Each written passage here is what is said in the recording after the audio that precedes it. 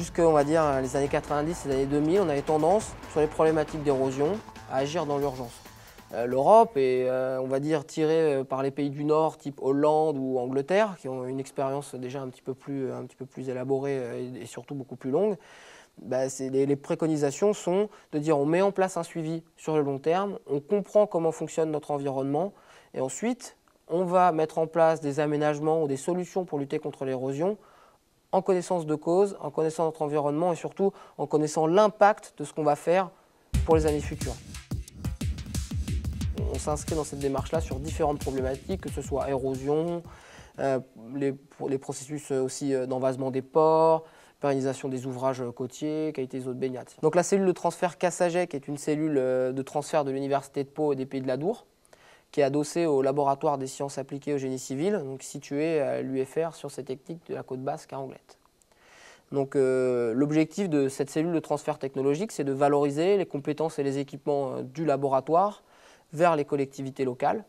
Parce qu'il y a pas mal de choses qui sont faites d'un point de vue universitaire. L'objectif d'un laboratoire universitaire, ce n'est pas forcément directement de travailler avec les collectivités locales, d'où la nécessité d'avoir une structure à l'interface pour utiliser ses compétences et ses équipements et en faire profiter les collectivités. Donc ça peut être le conseil général, les communes ou la région.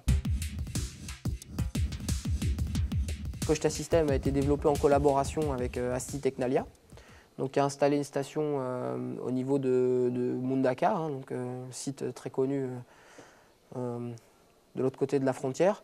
Donc c'est très intéressant pour nous d'avoir une collaboration transfrontalière parce que d'une part ça nous permet un petit peu de confronter nos résultats et puis on est sur des échanges scientifiques très dynamiques et en plus on est encouragé également par les collectivités pour se rapprocher de nos voisins espagnols. Donc on est très content de développer ce système en collaboration transfrontalière.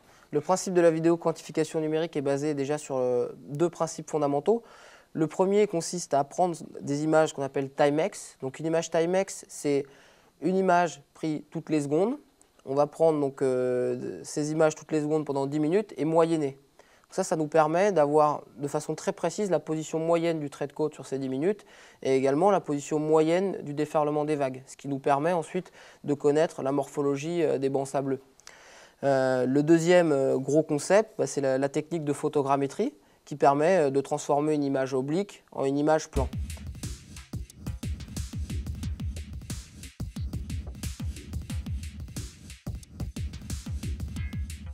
Donc là, on est en train de calibrer le système. Donc cette cible, en fait, on va prendre une photo de cette cible et faire correspondre les coordonnées de l'image aux coordonnées du monde réel via cette antenne GPS qui nous permet de nous positionner au centimètre. Donc là, pour chaque image prise par le système vidéo, on va relever une dizaine de points qui nous permettent en fait après de transformer les coordonnées images en coordonnées monde. On ne prend pas de séquence vidéo avec ces caméras, on va prendre des images. Et l'une des particularités, c'est qu'on va prendre des images à très haute fréquence, une image toutes les secondes, ce pendant 10 minutes, donc ça fait 600 images. Et ça nous permet de moyenner ensuite l'image pour avoir la position exacte du trait de côte et des déferlements des vagues. Connaissant la position de ces déferlements des vagues, on connaît la position des morphologies sédimentaires. Donc ça, c'est très important. Et puis, pourquoi 4 caméras? C'est pour avoir l'emprise complète de la grande plage de Biarritz, du large jusqu'à la limite des habitations. Quelle est la finalité de ce type d'application? Concernant l'objectif du projet de recherche qu'on a sur les plages de Biarritz, on va dire qu'il est à moyen terme, c'est-à-dire que l'étude va durer 4 ans. Alors pourquoi 4 ans? C'est-à-dire que les plages sont assujetties à des mouvements saisonniers, c'est-à-dire que les plages ont tendance à démaigrir en hiver et puis à se réengraisser l'été sous l'effet des houles estivales. Donc le fait d'avoir déjà une période de 4 ans nous permet d'avoir accès à ce signal saisonnier et puis d'avoir un petit peu aussi les tendances sur un petit peu plus long terme. Donc l'idée, c'est d'accompagner la collectivité pour la gestion de la problématique d'érosion, pour l'aider à faire soit des rechargements artificiels, soit dissiper l'énergie de la houle. Donc on utilise différentes techniques, dont la vidéo qui nous permet, elle, d'avoir des données à très haute fréquence et pour être réactif, par exemple, travailler en collaboration avec les services techniques de la ville. En fait, l'avantage d'un système comme ça, c'est qu'il peut à la fois être utilisé simplement, par exemple, pour faire un trait de côte mensuel, mais on peut aller beaucoup plus loin, à étudier des processus très fins, à très haute fréquence, en prenant des images à très haute fréquence, type à 2 Hz, où là, on va avoir directement accès aux processus liés au déferlement des vagues ou des choses comme ça. Donc en fait, c'est un outil qui est à vocation recherche et également à vocation directement applicative pour les collectivités. On a une démarche qui était préconisée par l'Union européenne déjà depuis quelques années, qui consiste à mettre en place du suivi sur le long terme.